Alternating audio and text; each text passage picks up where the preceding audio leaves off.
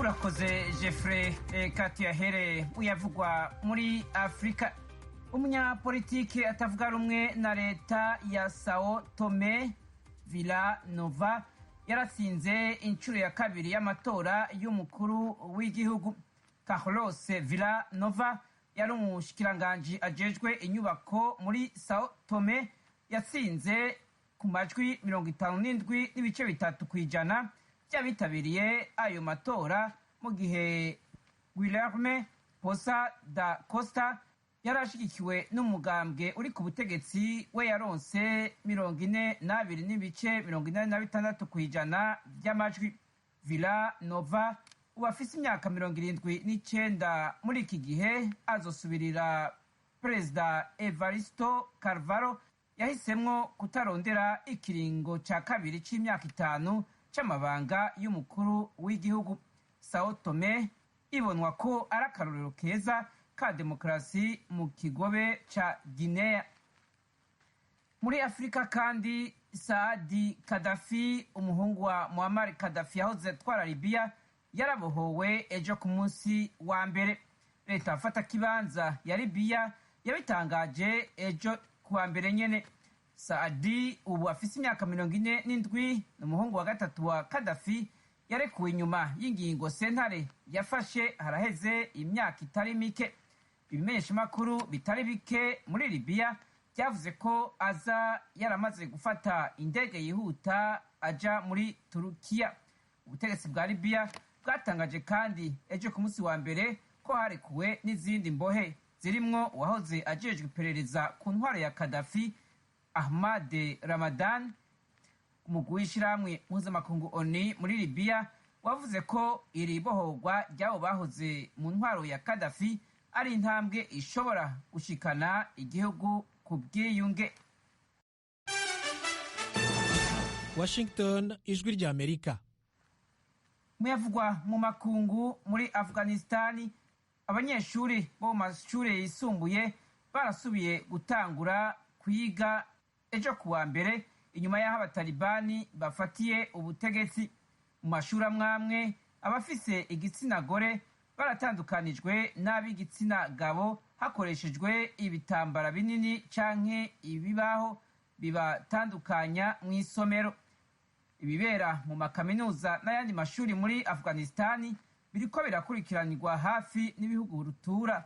Ni nka kimwe mu bimenyetso bizokwerekana by'ukuri ivy'iyubahirizwa ry'agateka ka bakenyezi muri iki gihugu abatalibani baherutse kwigarurira. Bimwe mu bihugu byo mu burengero bw'isi byavuze ko gutanga imfashanyo no kwemera ubutegetsi bw'abatalibani bizokwisunga ingene batwara igihugu, harimwo n'uko bafata abakobwa hamwe n'abakenyezi.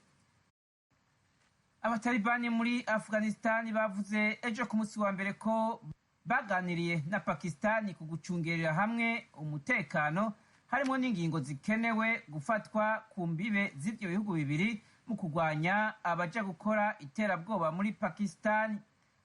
Intumwa za Pakistani zari zirongowe na General Faiz Ahmed, umukuru w'ikigo kijejwe iperereza.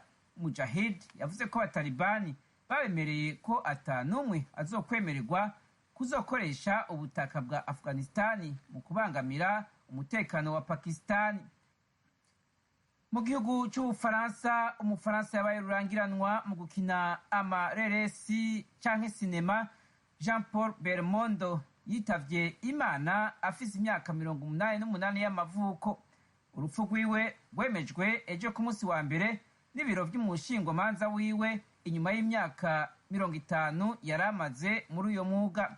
Jean Paul Belmondo yakinye amasinema arenga 80. Perezida w'Ubufaransa Emmanuel Macron yanditse kuri Twitter ko Belmondo yari itunga rikomeye ku gihugu kandi ko abafaransa bose bamwiyumvamo. Aloys Bigirimana, urakoze kutugezaho ayo makuru.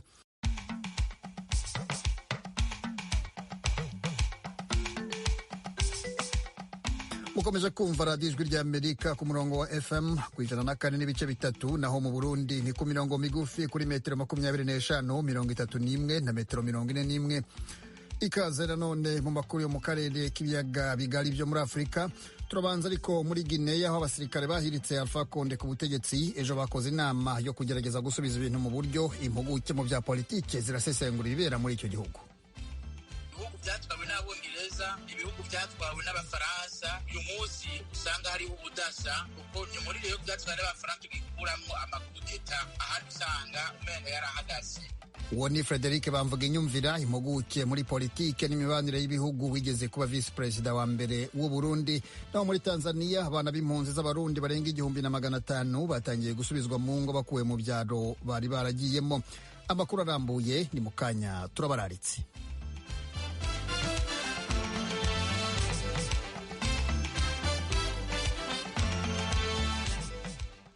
Ishyirahamwe Save the Children rikora ibyerekeye uburezi mu nkambi y'impunzi z'abarundi irinduta muri Tanzania ryatangiye gusubiza mu miryango abana bagera ku 1,500 batorotse inkambi bajya mu byaro bitandukanye. Inkuru ya James Jovin, umunyamakuru w'ijwi ry'Amerika urinduta muri Tanzania. Umuvugizi w'ishyirahamwe Save the Children mu nkambi ya Nduta, Bwana Jamali Abdallah, mu kiganiro yahaye ijwi ry'Amerika yemeje yuko hari impamvu nyinshi zituma abana batoroka ikambi, muri zo harimwo ubukene mu miryango. Katika kipindi cha mwezi huu tuseme muri kuno kwezi turimwo turakora isakwa ry'abana bari nyuma y'inkambi kugira tubasubize mu nkambi. Benshi mu abo tumaze gutahana twasanze bakoreshwa ibikorwa bibarengeye nko gufyatura amatafari, kurimishwa buri munsi no kwirirwa bubaka amazu. Naho biruko bama batorotse ikambi kubera ibibazo ntangere. Dusaba uwuzobabona aho hose mu bijiji azotubarire kugira dukomeze uwo mugambi wo kubasubiza mu nkambi mu ntumbero yo kubafasha bikwiye.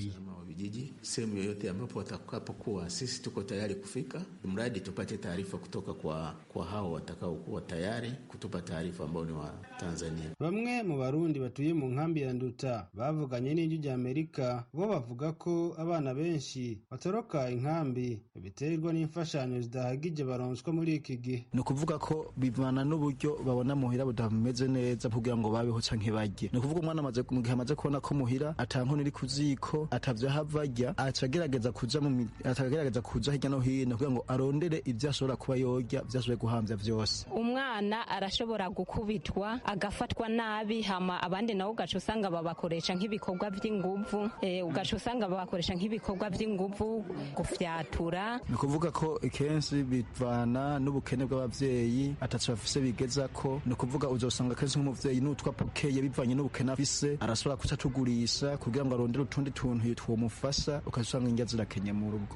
Abandi nabo kenshi uzosanga ari abantu b'imboregwa, uzobasanga mu birabo kenshi, uzosanga abantu bakunze ibintu vy'imigorigori. Ni ukuvuga ko amaze kuronka ivyo vy'ibiribwa vyapokeye acagurisha kugira ngo agende kwinywera inzoga, indya muhira zikaza zikena. Hariho n'ikindi kintu rero gishasha cadutse ngaha mu kambi c'abana bazimira, ariko nta vyemezo nyezina turaronka, navyo nyene igipolisi cagikwiye kugira iki gukora kikaraba yuko ari ico ayo matohoza kikayakorera ko kikaraba ko ari ivyo cyangwa atari ivyo, kandi barabana nyene bakiri bato bari munsi y'imyaka 10. Mu gihe ishyirahamwe Save the Children ririmo gufasha abana, abo bandi Barundi batuye mu nkambi basavye uko amashyirahamwe atandukanye mu nkambi yofasha n'abavyeyi akabaronsa imfashanyo zihagije, cibure ibikorwa n'imyuga itandukanye kugira baronke ubushobozi bwo kurera abana babo mu buryo bukwiye. Leta ya Tanzania rero nitezure kuko turi ngaha mu nkambi, abandi bakaja mu boyi yo mu bisagara, abenshi bamaze iminsi batoroka. Twasabye leta nk'umuvyeyi, ico twasaba rero, twasaba UN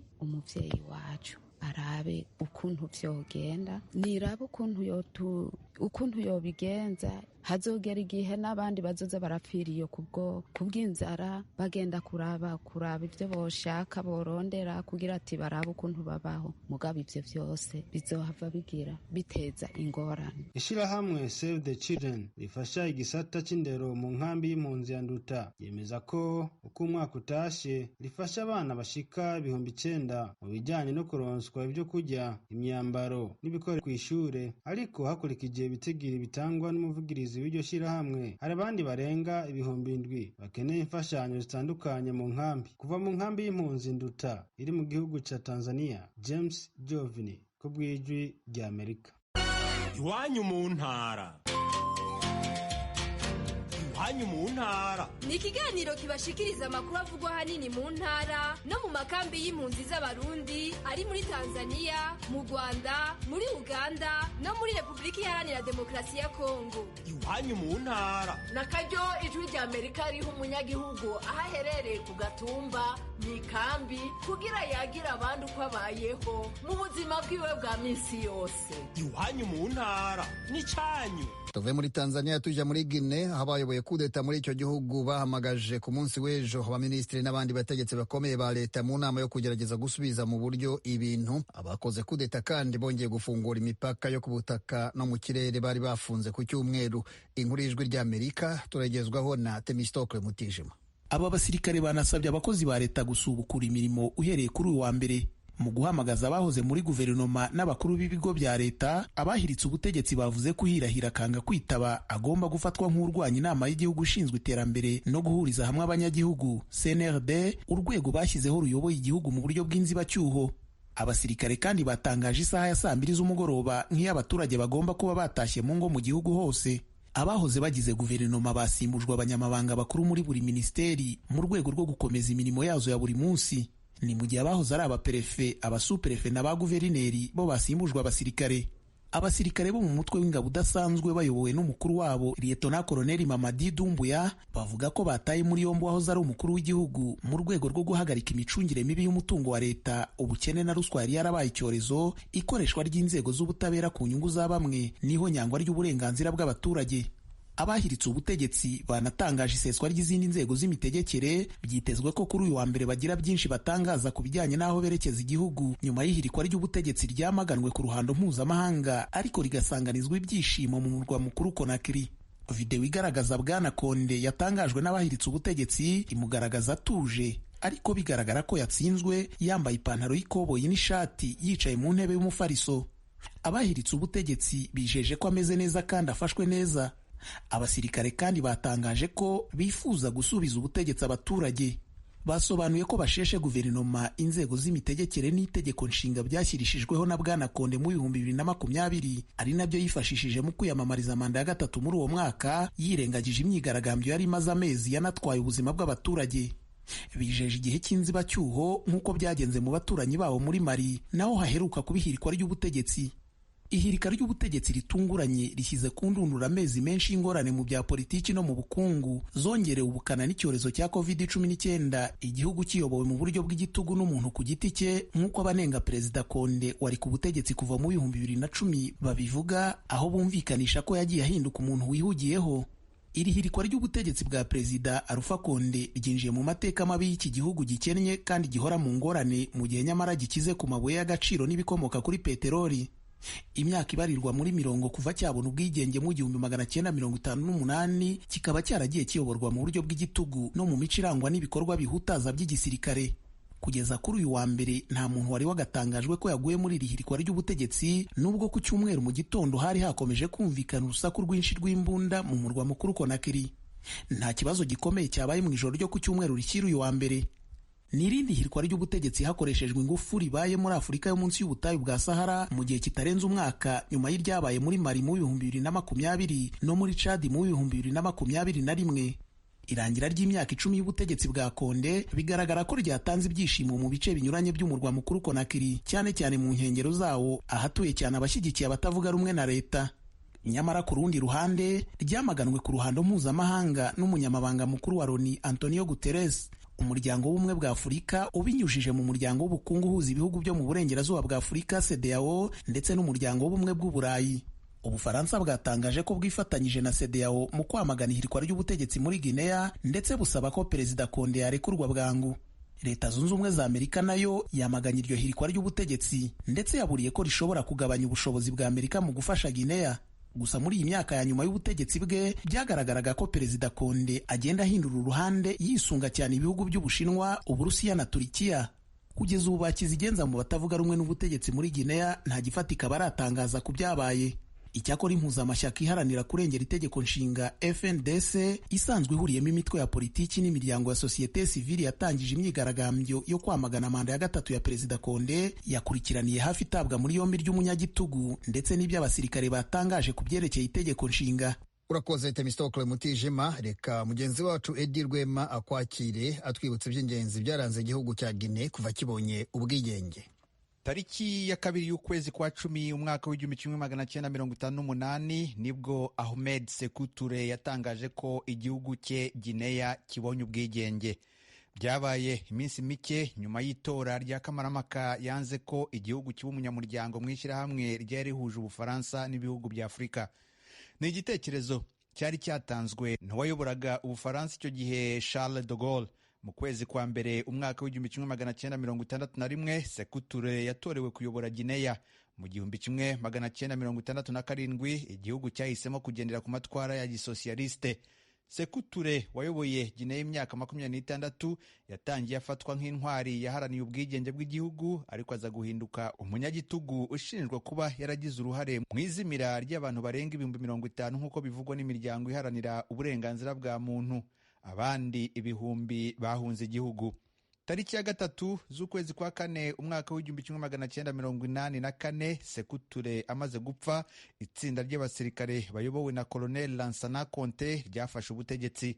Mu mwaka w'1985 Conté yaburijemo igeragezwa ry'ihirikwa ry'ubutegetsi, naho mu mwaka w'1996 yongera aburizamo imyivumbagatanyo mu gisirikare. Mu mwaka w'1993 Conté yatorewe kuyobora igihugu, nyuma yongera gutorwa kabiri mu matora atarigeze yitabirwa n'abatavuga rumwe n'ubutegetsi.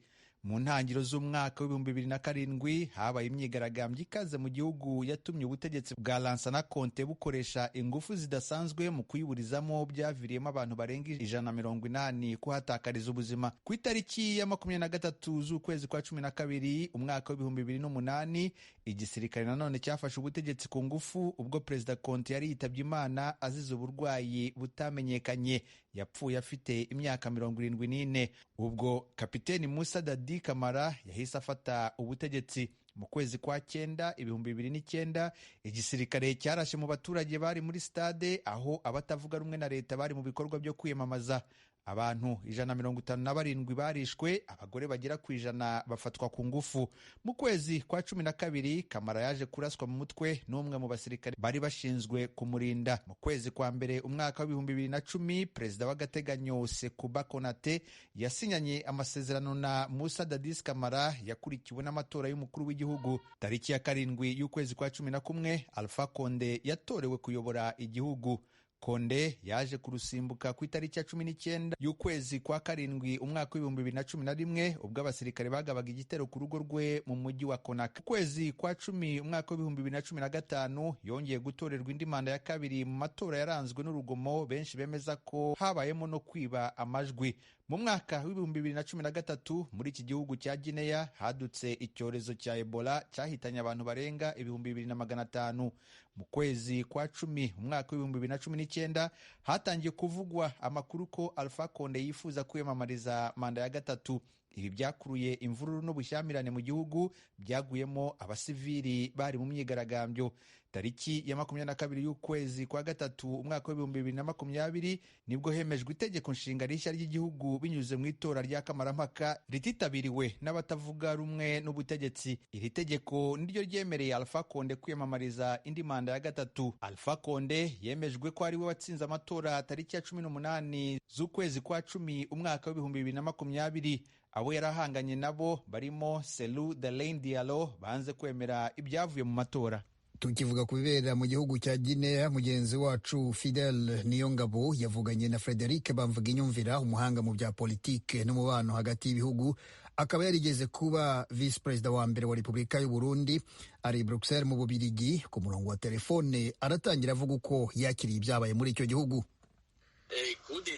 Kudeta vuga n'abasirikare bafashe ingingo yo gutembagaza ubutegetsi, bakabutembagaza babanje gusenya ibwirizwa shingiro. Ariko ikibazo kihari kandi cyerekanye no mu bindi bihugu harimo n'u Burundi, nuko ari gusenyura ubutegetsi kubera umukuru w'igihugu nawe aba yavuze ati nanje ndashaka manda ikurikira, muga bitemewe n'amategeko, bigatuma abanyagihugu baca barakara. Hanyuma rero abasirikare nabo bakaza gufasha abanyagihugu. Niko twabibonye. Ikindi kimwe kiradutangaza nuko ejo bundi muri Mali harabaye amakudeta abiri kabiri muri Chade haraba kudeta mukuru w'igihugu arapfa hanyuma twavyumvise rero ngaho muri Guinea Conakry umuntu agaca yibaza ati none ivyo bintu bisigura iki? Muravuze ko ivyo bibaye inyuma ya kudeta muvuze zibiri zabaye muri Mali no muri Chade kaba bibaye mu kiringo nk'icumwaka umwe umuntu aravye ni kudeta yabaye muri Guinea. Ivyo bivuze iki kuri demokrasi mu karere ko muri Afrika mu burengero no muri Afrika muri rusangi, mu gihe twari duhejeje kubona inkuru nziza yo muri Zambia aho ubutegetsi bwashikirijwe umuntu atavuga rumwe na leta umunyapolitike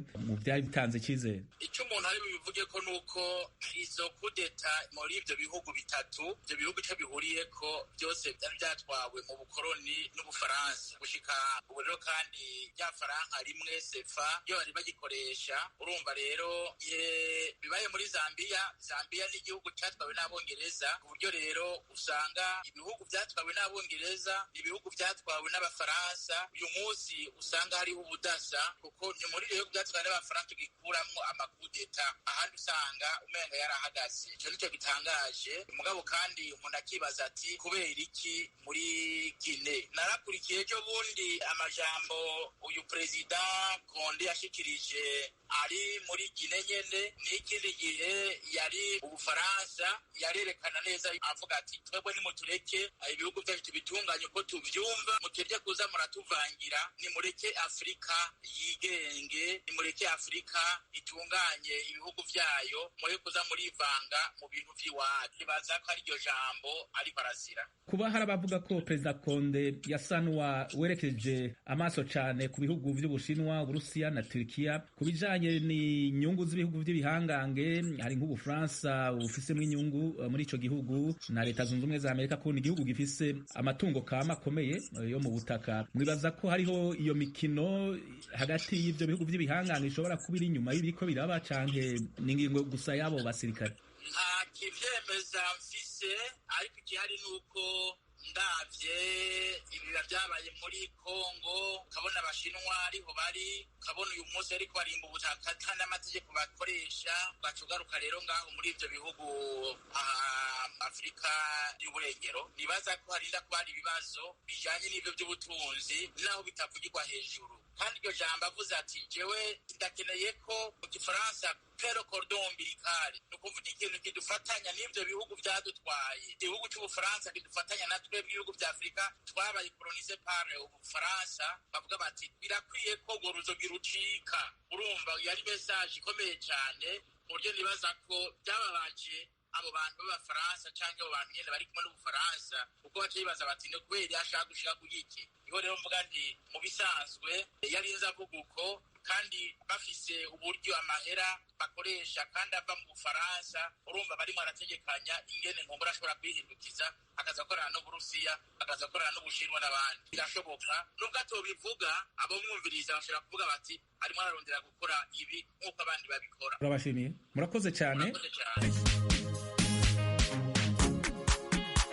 bakunze baradijwe rya Amerika mutuye mu burasirazuba bwa Repubulika ya Demokarasi ya Kongo, tubararikire kujya mukurikira ibiganiro byacu ku maradiyo akurikira: Radio Communautaire La Voix de Mikeno ibunagana ni ku murongo wa FM 99 n'ibice birindwi. Radio Ngoma na Amani mu mujyi wa Baraka kuri FM 88 n'ibice 8. Radio Baraka FM nayo iri mu mujyi wa Baraka ku murongo wa FM 94 n'ibice 4. Radio Communautaire de la Verite ikorera mu mujyi wa Kiwanja kuri FM 99. N'abadukurikira bari mu majyepfo ya Uganda mwakumva ibiganiro byacu kuri Radio Ijwi Riyobora Voice of Muhabura ku murongo wa FM 88 n'ibice 9. Ni Radio Ijwi ry'Amerika iminsi yose kuva kuwa mbere kugera ku cyumweru. Dusoreze ku makuru y'imikino, aho ikibazo cya COVID-19 cyateje isobekwa ry'umukino w'umupira w'amaguru wagombaga guhuza Brazil na Argentina. Mugenzi wacu Edi Rwema nibyo tubwira.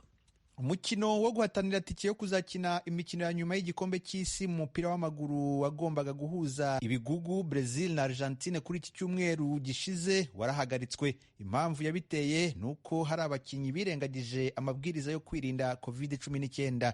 Uyu mukino wahagaritswe nyuma y'iminota mike utangiye kuri stade ya Neo Química iri mu mujyi wa Sao Paulo, ubwo abashinzwe iby'ubuzima binjiraga mu kibuga bagategeka ko umukino uhagarara. Ibi byatumye habaho ubushyamirane hagati y'abakinnyi n'abayobozi b'ayo makipe akomeye ku rwego rw'isi. Inzego z'ubuzima za Brazil zategetse ko abakinnyi 4 bakina muri shampiyona y'Ubwongereza bahita bashyirwa mu kato kuko birengagije ingamba za COVID-19.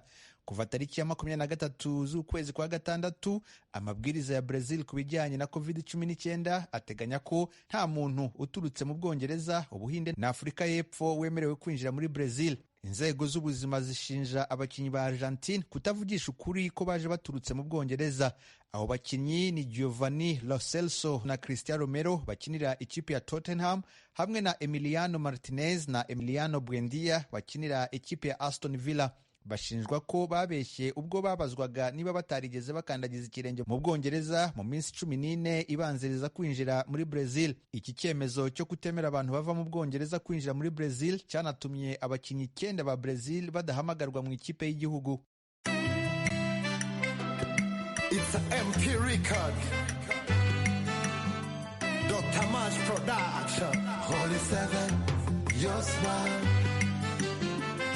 Nasikiliza sauti ya Amerika. Tusikilize sauti ya Amerika. Ielewe, ielewe. Nasikiliza sauti ya Amerika. Tusikilize sauti ya Amerika. Taarifa ya habari ya ukweli. Ielewe, ielewe. Vipindi vya furaha, amani, umoja na upendo. Vipindi vya furaha, amani, umoja na upendo. Dusangire ijambo yahuje benshi. Muri sanga yakonse byinshi. Agasaro kaburaga kabonekeye benshi. Aha, kabonekeye benshi. Ejo heza nayo yakoze byinshi. Dususuruke na muzika yakoze byinshi. Americana, iwanyu mu ntara. Ejo heza nayo yakoze byinshi. Dususuruke na muzika yakoze byinshi. Americana, iwanyu mu ntara.